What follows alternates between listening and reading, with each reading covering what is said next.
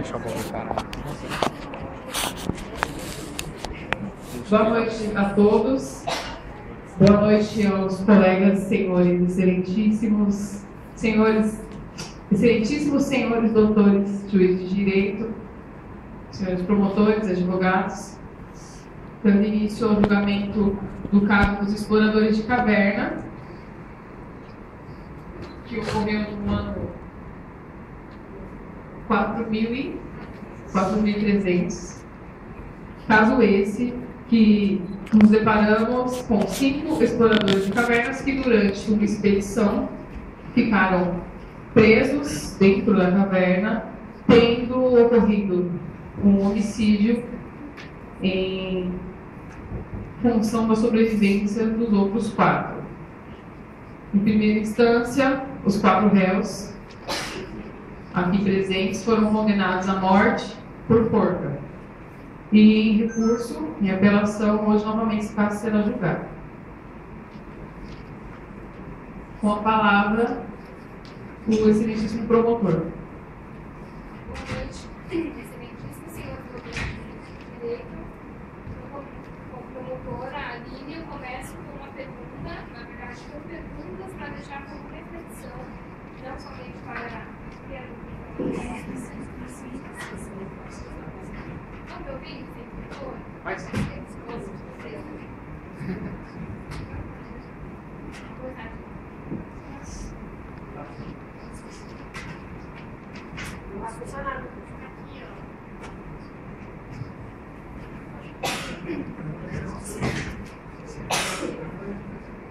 Boa noite, excelentíssimos senhores doutores juízes de direito, senhores e senhoras aqui presentes nesta corte. Começo a acusação com algumas perguntas, onde essas eu vou deixar como reflexões para vocês. Qual o propósito da lei, da pena e da punição? Qual o sentido, a razão, a vida? Que sentido tem a vida? Qual seria a importante razão de viver? Devemos aqui ser coerentes e agir com a razão sobre quaisquer decisão a ser tomada. Partindo de um simples princípio, o qual vivenciamos durante a nossa criação, quando criança, a todo momento nós passamos por diversas dificuldades, diversas fases boas ou ruins, com intenções boas ou intenções más, vinda do ser humano. Desculpa o nervosismo. Vamos lá! Que punir sabemos e aprendemos que punir é necessário. Quando criança, tivemos a punição de nossos pais, professores, dentre outros que nos mostraram que, neste caminho a ser percorrido, a justiça, a punição se faz necessária. Se faz necessária para a organização da sobrevivência na sociedade. Através dessas, aprendemos a lidar com momentos difíceis, caminhos a serem seguidos, aquele onde, se fizermos o bem, com certeza iremos atrair para nós o bem, ou se fizermos o mal, vice-versa, com certeza iremos atrair para nós coisas ruins. Temos consciência que, perante a lei, a que se faz justa, matar é crime. Naquela caverna, dentre 5 homens, não se sabe ao certo o que realmente houve, pois o Mortimer pode ter sido morto cruelmente, a pedradas, a paulada, torturado. Não se sabe ao certo o que realmente aconteceu. Não se sabe se realmente ele conseguiu utilizar aquele rádio no momento em que o rádio ficou por um tempo desligado, ficou sem bateria. Não se sabe se ele realmente conseguiu contato com pessoas que estavam lá fora. Prosperando essa impunidade, prosperará também a criminalidade. Então, os juízes aqui presentes tenham consciência de que condenar esses criminosos é mostrar para a sociedade que o Estado ele age, que significa que o Estado ele diz não a crimes bárbaros como este, como esse crime que houve naquela caverna. Pois não há evidências concretas de que foi a vítima, no caso Mortimer, que realmente propôs o pacto. Então não se sabe ao certo se no momento em que ele propôs, como está no livro, jogar os dados, se realmente ele propôs esse acordo, chegou nesse acordo sozinho.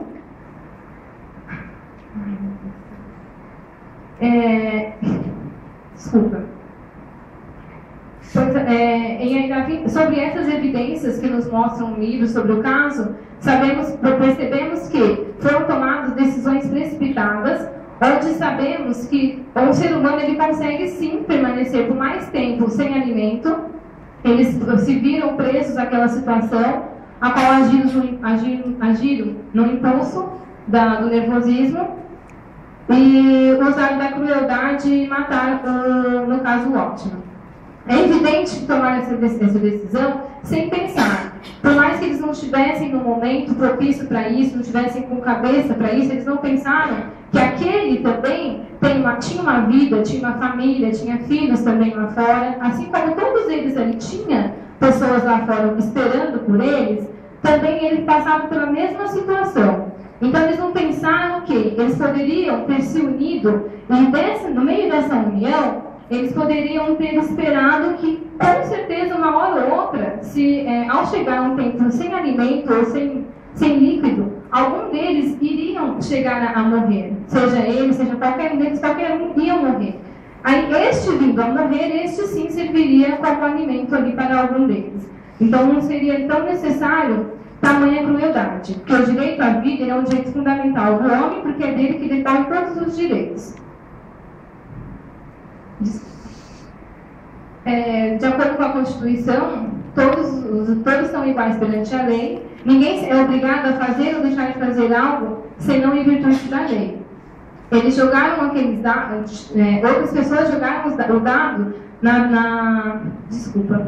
jogaram os dados na vez dele, sem que ele realmente dissesse. Ele disse que não queria jogar os dados, não queria mais participar do acordo. Ele chegou a propor o acordo, como citado no livro.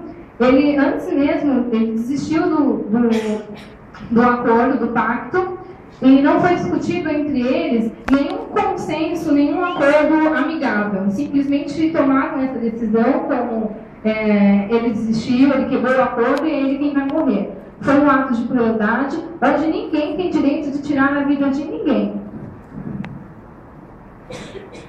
Passa a palavra para a juiz Débora.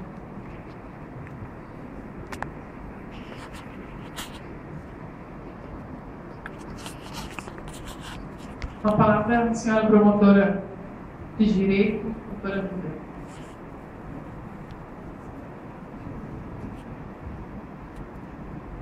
Excelentíssimos senhores, doutores, juízes de direito e todos presentes nessa corte, boa noite. Senhores, passamos boa parte de nossas vidas aprendendo o que é certo e errado. E também, toda decisão tem uma consequência. Os réus optaram pelo assassinato de um dos integrantes. E assim, a penalidade dessa decisão terá de ser aplicada. Qual seria a chance de impunidade de um assassinato cruel? Acredito que nenhuma. E por isso, senhores, que venho contrariar qualquer possibilidade de absolvição dos réus. Em memória do falecido Roger Wetmer. Não. Já foi. Senhores, eu peço que não permita a liberdade desses senhores, do mesmo jeito que não permitiram que o Wetmore não tivesse direito à liberdade. Senhores, quem afirma que os fatos realmente aconteceram como foram relatados? Quem poderia comprovar? E se realmente foi Roger quem teve a ideia? Ninguém tem como provar o que eles alegam. E se é realmente verídico? Senhores, a defesa alegará que foi para a sobrevivência que tal terrível ato foi cometido. Tudo em prol da vida dos demais? Que direito esses senhores possuem a mais que Roger possuía? Uma fortuna foi gasta pelo Estado para libertar os 5 exploradores. E só os 4 saíram de lá com vida. Por quê? O 5º explorador serviu de alimento para os outros 4? Por acaso isso é justo? A lei se diz igual a todos. Nos relatos disseram que foi tirado na sorte dos dados. Que ser humano apostaria sua vida nos dados? Roger voltou atrás e pediu mais uma semana para que pudesse rever e assim ver como seria a situação dali para frente. Roger desistiu, refletiu, certamente concluiu que todos tinham família e que todos ali presentes gostariam de sair com vida, certamente. Que ninguém gostaria de morrer, mas esses senhores simplesmente ignoraram as ideias de Roger.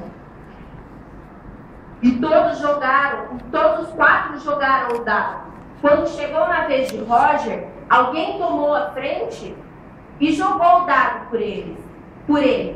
Então, eles decidiram pela vida de Roger. Senhores, eu peço que se coloquem no lugar dessa família, que foi punido por um jogo de dados. E se fosse o pai, filho dos senhores, como seria dado o veredito?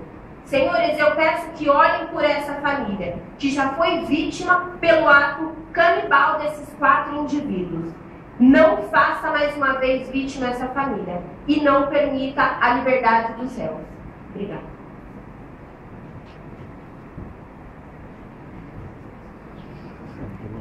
Com a palavra, a jogada de defesa. O Ricardo tá com cara de coitado.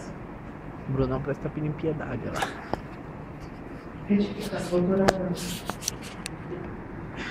Boa noite, excelentíssimos juízes de direito. Boa noite aos meus colegas de trabalho e boa noite também a todas as pessoas presentes aqui neste tribunal. Vou começar averiguando os fatos. Bom, foram 5 trabalhadores explorando uma caverna.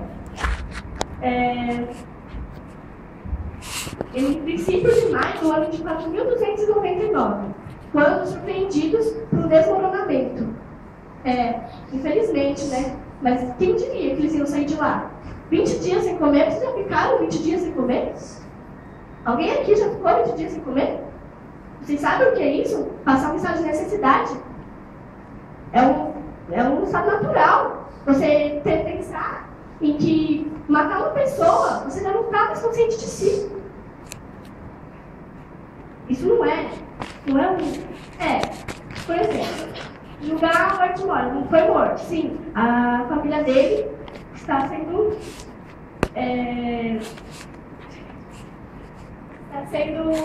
punida com infelicidade, né, de não ter mais ele presente, tudo bem, mas agora prejudicar os 4 com a pena de morte, mas 4 famílias.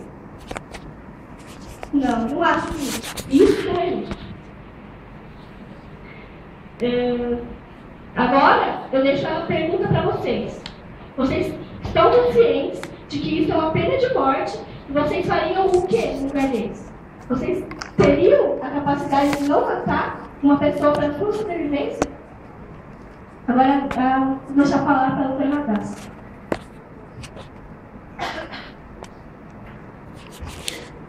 Boa noite, excelentíssimos senhores doutores e juízes de direito. Boa noite a todos aqui presentes hoje. Boa noite, senhoras promotoras. Bom, dando continuidade ao raciocínio da minha colega de trabalho, doutora Ana Paula, e tendo em vista o estado de necessidade deles lá dentro, não o estado de necessidade que muitas vezes nós consideramos físico só. Vamos considerar também o estado psicológico, todos eles lá dentro. Todos eles estavam sob pressão lá dentro. Todos eles viam que não tinha saída para eles aí. Todos eles. Inclusive o Roger. Todos eles não sabiam se voltariam para fora, não sabiam se voltariam a ver o sol, eles não tinham comida, eles não tinham água, eles não tinham condição de vida lá dentro. Eles não sabiam se iriam ver a família de novo. Todos eles não sabiam se iriam ver a família de novo. Vocês, nessa condição, não estariam tranquilos. Não estariam pensando em cada passo que iriam dar. Não estariam pensando no futuro. Não estariam pensando se voltariam aqui para fora. Vocês não estariam pensando em arrumar um jeito de viver, de permanecer vivos. E também eu entendo o lado da família que foi punida. Entendo sim o lado da família do senhor Roger, que hoje é um herói. Os 4 só estão vivos aqui por causa dele. É justo fazer mais 4 famílias, mais 4 passarem pela mesma coisa. Eu tenho certeza que qualquer um que perdeu um ente querido não deveria.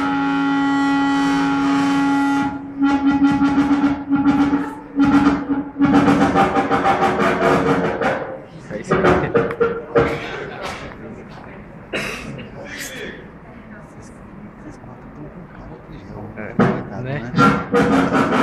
Eles estão na roça, eles vão morrer. Estarem incorporados. Radassa, você estava brilhante. Acho que a promotoria que fez isso para se desestabilizar. Eu acho que por isso eu devia eles fazer pensar assim. Você estava espetacular. Dê aqui esse para mim.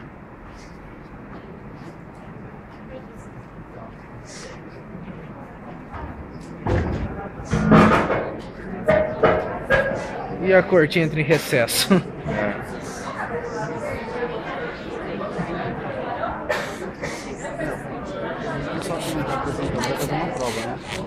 Vai. Pessoal! Silêncio no tribunal! Aí sim, hein?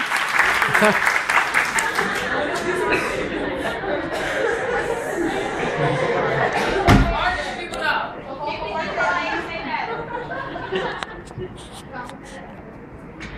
É justo colocar mais 4 famílias sobre a mesma condição de desespero, sobre a mesma situação, sobre essa situação de desamparo, de que é isso que vocês estão fazendo. Como nossa amiga doutora promotora disse, Júlia disse, nós estamos mexendo com vidas. São vidas.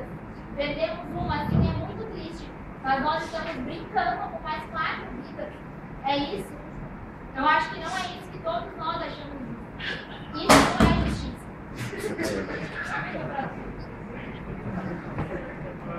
Principalmente quando eles lutaram tanto para viver. Eles lutaram 20 dias naquela caverna para a sobrevivência deles. Para quê? Para chegar aqui fora e serem mortos? Para nada. Eles ficaram 20 dias sob esse estado de desespero. O Roger passou por tudo isso. Para chegar aqui fora e não adiantar de nada, eles morrerem mesmo assim. Bom, a minha justiça não é essa. Eu passo a palavra para os excelentes. E tudo isso aí. Continuidade. Essa palavra para minha colega, excelentíssima, doutora de direito. Como já foi dito anteriormente nesse tribunal, defenderei minha visão sobre esse caso de vazio natural. A minha visão é de que não há descaso maior do que penalizar os réus, que já sofreram mais tormentos de humilhação do que a maioria de nós suportaríamos por meio de humanos. Ao longo do caso, podemos presenciar muitas mortes, como a de Wellington e dos operários que tiveram suas vidas perdidas como tentativa de resgate dos exploradores que ainda estavam. Dura lex sed lex. A lei é dura, se a lei é dura, ela é injusta. E não acredito que a melhor solução seja quem tira a vida de outrem, com a vida deverá ser pago. Quantas vidas mais terão de ser perdidas para que uma suposta justiça seja feita? Quantas outras famílias sofrerão com a perda de um dos seus integrantes? Com base no direito positivo, só podendo incidir sobre os indivíduos que se encontram em atuando no âmbito social, caso ao contrário, as leis humanas não penetrariam as rochas, se impondo aqueles homens amontoados e famintos como eram a condição dos réus.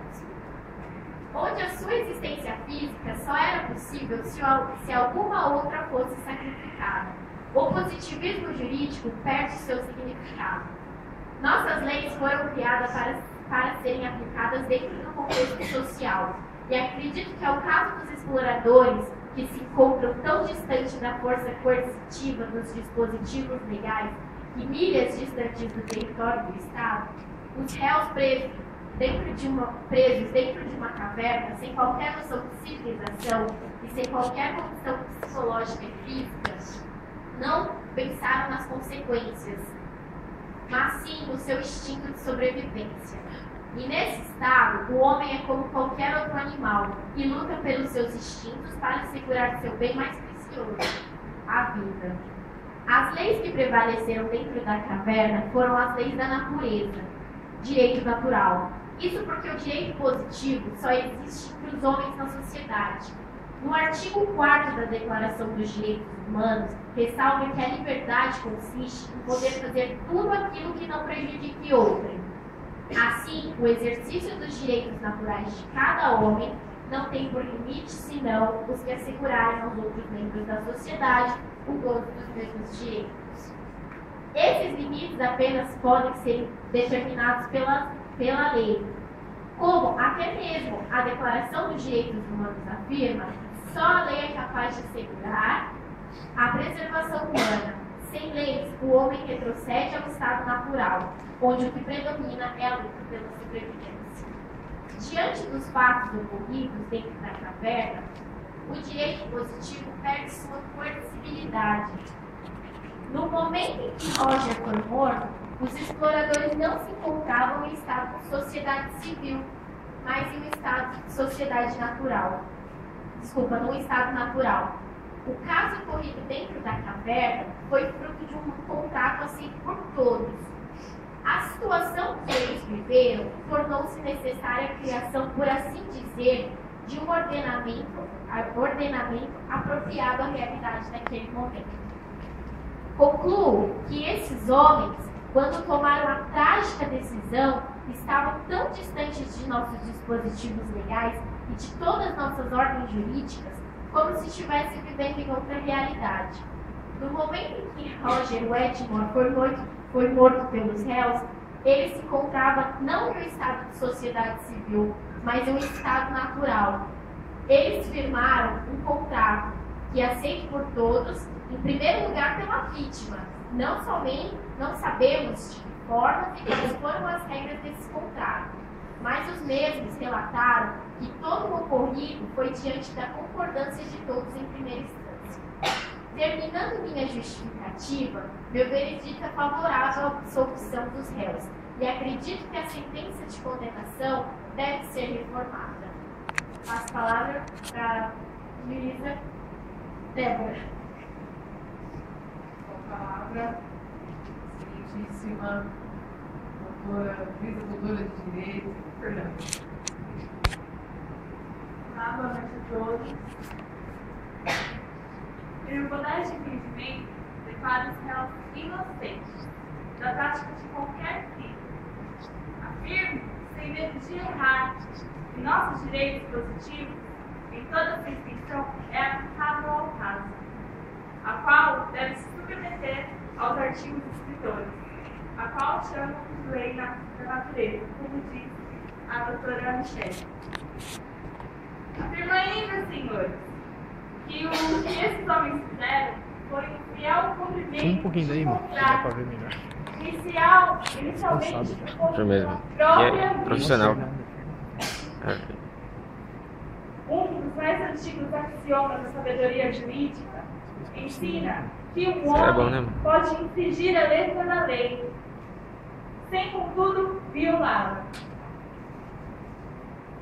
Senhores, toda preposição é um dispositivo legal que deve ser interpretada de forma racional e diretamente ao seu propósito evidente.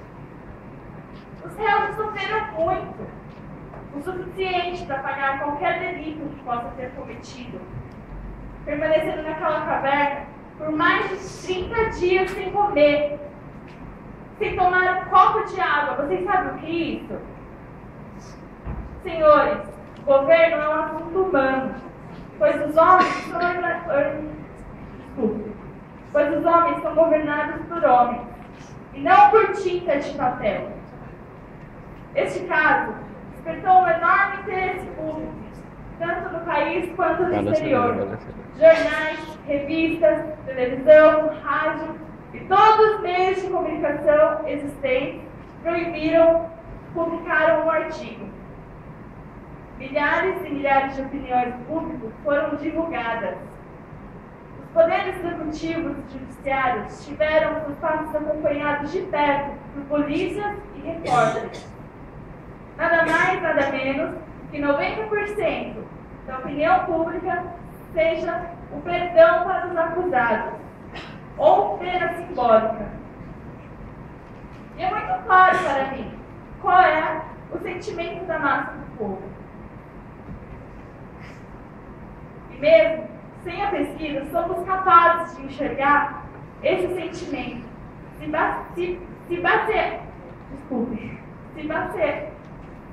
baseássemos pelo senso comum.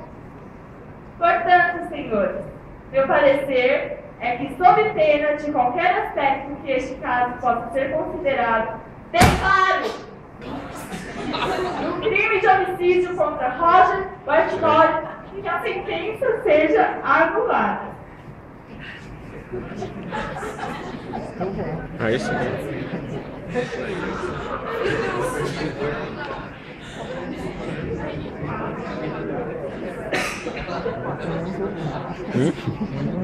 Agora eu senti firmeza.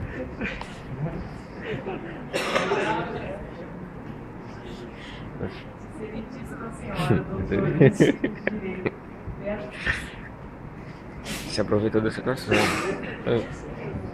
Boa noite. Declaro os réus culpados. Mano. Gostaria de começar indagando, seria incorreto matar uma pessoa da forma mais cruel. Recurso lamentável ao uso da força, mesmo que seja por questão de sobrevivência. Se sua vida estivesse em risco e tivesse que se substituir por qualquer custo, não seria justo buscar uma solução alternativa para isso.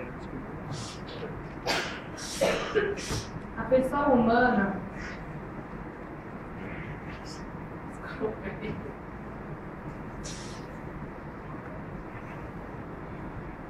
o direito a não... Toda pessoa tem o direito a não interromper o processo de vida, senão pela morte espontânea e inevitável. É pelo reconhecimento desse direito de continuidade da vida que a legislação penal tipifica e pune os atos atentórios da existência e à integridade física e moral das pessoas. Assim, eliminar a vida do ser humano, a conduta que amolda a forma penal incriminadora disposta. Em uma análise de solução, no caso, se a norma penal prevê que quem mata pratica a conduta, o homicídio, e se os sobreviventes do caso que se realiza mataram seu companheiro, então a conduta desses sobreviventes se ajusta ao tipo previsto pela norma penal. Declaro culpado. Uma palavra por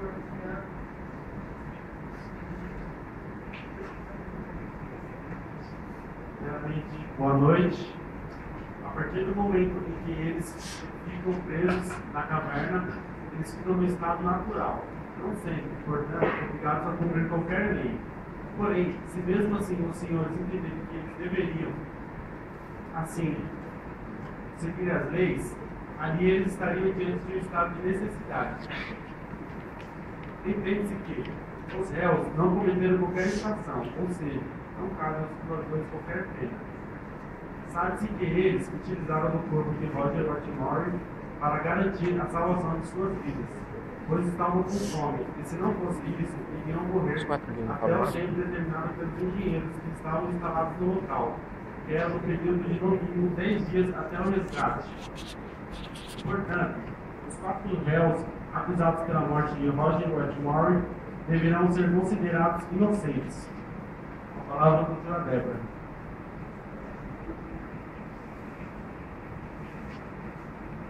Nós estamos diante de um caso de extrema complexidade, sem precedentes e de grande carga emocional. A sentença hoje proferida estabilirá a vida de 15 famílias. Mesmo sendo 4 os réus e uma vítima que são evidenciadas, Deve-se considerar que nesse fatídico litígio, outros 10 homens perderam suas vidas. Outras 10 mulheres estão sem seus maridos. E quem sabe quantos são os filhos que não têm mais dos seus pais. O que estamos conjecturando hoje é o lastimável resultado da luta desses 5 homens por suas vidas. O cenário em que se dá a tragédia aqui proferida é o interior de uma caverna, onde estavam 5 homens que, após 20 dias de jejum, já haviam perdido cerca de 30% do peso do seu corpo, tinham vitalidade reduzida, pulso lento, pressão cardíaca baixa, além de estarem em um local possivelmente úmido, quem sabe passando frio, em condições degradantes, pois no mesmo lugar em que faziam suas necessidades fisiológicas, eles tinham que dormir. Digam que tentavam dormir, pois dificilmente, nessas condições, alguém poderia desfrutar de um sono de qualidade, se encontrando numa condição tão terrível. A inanição e a insônia, biologicamente falando, afeta diretamente o comportamento dos enclausurados, fazendo o seu humor oscilar entre irritabilidade e apatia.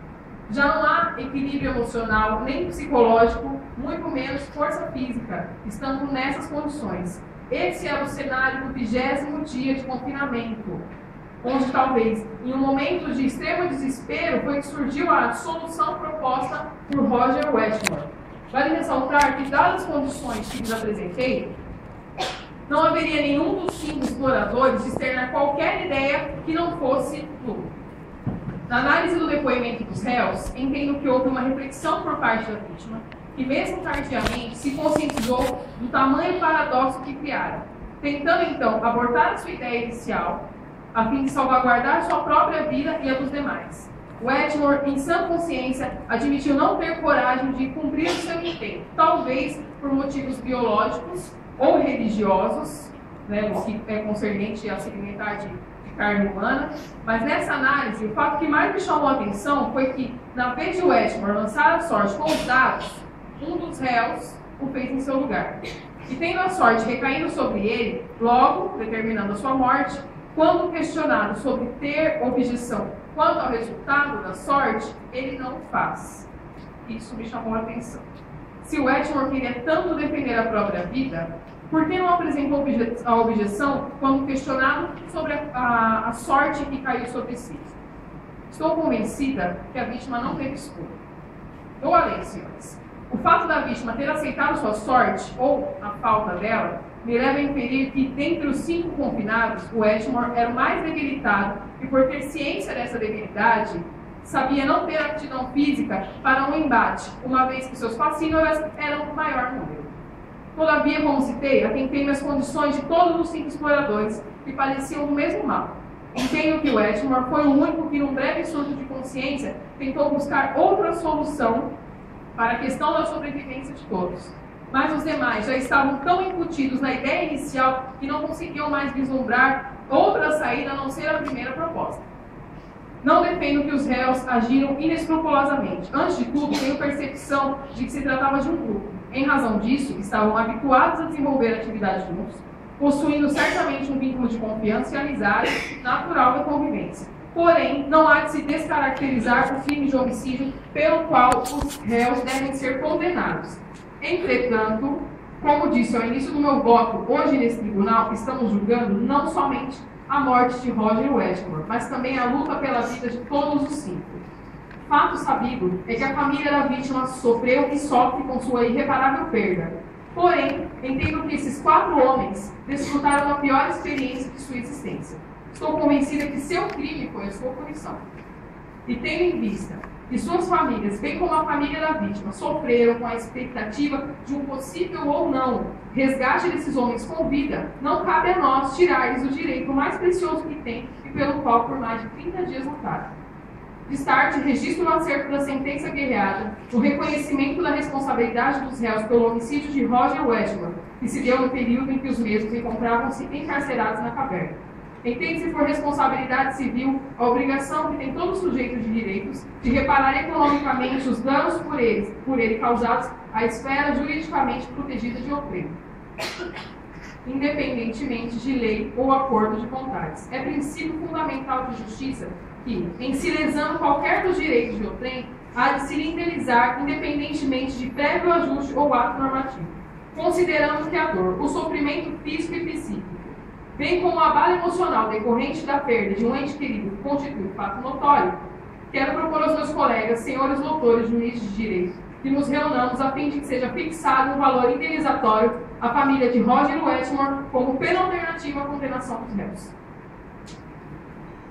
As atividades da corte são suspensas por 2 minutos, porque o professor não deixa, mas a gente vai retomar. Só sessão encerrada. Suspensa por 2 minutos.